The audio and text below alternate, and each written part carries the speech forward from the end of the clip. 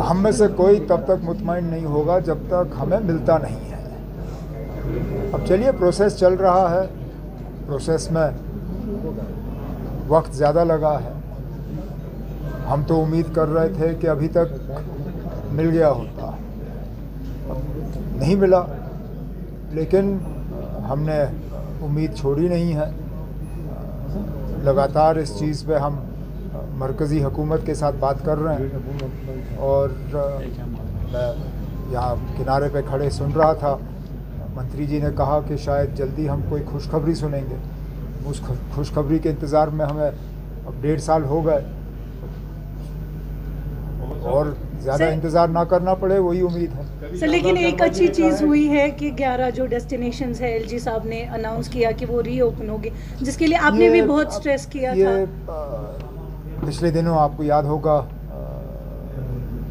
मरकज़ी home minister साहब आए थे जम्मू, उनके साथ मेरी बातचीत हुई। इससे पहले मैं दिल्ली में भी उनसे मिला था और टूरिज़म के हवाले से मेरी यही गुजारिश थी उनसे कि मेहरबानी करके जो इलाके बंद हैं उनको खोल दीजिए। बंद रखने का कोई मतलब बनता ही नहीं है। बुरे से बुरे हालात में भी हमने इन जगहों को बंद नहीं रखा। यूसमर्ग, दौद पथरी, ऐसे इलाके। अच्छी बात है, मुझे उसी दिन होम मिनिस्टर साहब ने अश्योर किया था कि उन्होंने हिदायत दी है कि ये जगह खुल जाने चाहिए और ऑर्डर जारी हो चुका है, जिसके लिए मैं होम मिनिस्टर साहब का शुक्रगुजार हूँ। बहुत नुकसान उठाना पड़ा वहाँ लोग जो रहते हैं टूरिज़म बंद होने के वजह से। अब सीज़न हमारा शुरू हो रहा है, उम्मीद करता हूँ कि लोग जाके अब उन जगहों की खूबसूरती का फ़ायदा लेंगे।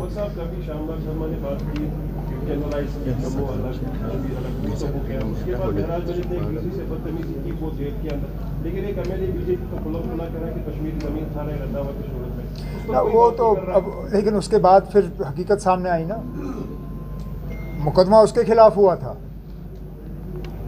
अगर मेरी जानकारी सही है, 2021 में उसके खिलाफ केस हुआ था सरकारी ज़मीन पे कब्ज़ा करने की। देखिए, अब इनके कहने और करने में हमेशा फ़र्क रहता है, यही तो बीजेपी वालों की खासियत है। अब आप देखिए, जम्मू कश्मीर की बात करते हैं, एक आदमी को इन्होंने पार्लियामेंट नॉमिनेशन के ज़रिए भेजा और उसने 90% से ज़्यादा अपना पैसा यूपी में खर्चा है। वो जम्मू कश्मीर का एमपी, बैठता यहाँ पे है, सरकारी घर यहाँ से लिया हुआ है, नाम के वजह से जम्मू कश्मीर का खटाना साहब।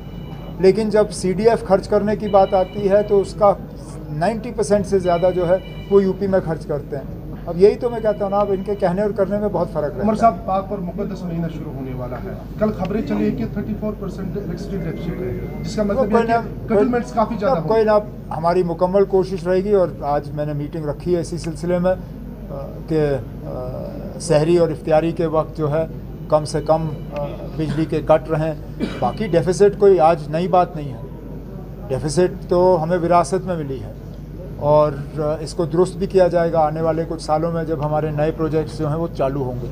लेकिन इस पाक महीने में कम से कम लोगों को तकलीफ़ का सामना करना पड़े, उसके लिए तमाम इक़दाम उठाए जाएंगे। डेली वेजेस को लेकर मामला तूल पकड़ता जा रहा है। कल श्रीनगर में मुख्तलिफ मकामात पर किस लिए, क्यों, आज क्या हुआ जो कल नहीं था? कहा हुआ है इनसे कि असेंबली के फ्लोर पे कहा हुआ है कि एक प्रोसेस के तहत, एक टाइम टेबल के तहत इनको रेगुलराइज किया जाएगा। अब अगर इनको कोई उत्साह रहा है, कोई अपने सियासी फ़ायदे के लिए इस्तेमाल कर रहा है, तो उनको ये गलती नहीं करनी चाहिए। मैं वो शख्स हूँ, आप प्यार से मुझसे कुछ भी मांगो, मैं करने के लिए तैयार हूँ। मुझे डराने की कोशिश करोगे, धमकाने की कोशिश करोगे, फिर कुछ नहीं होगा।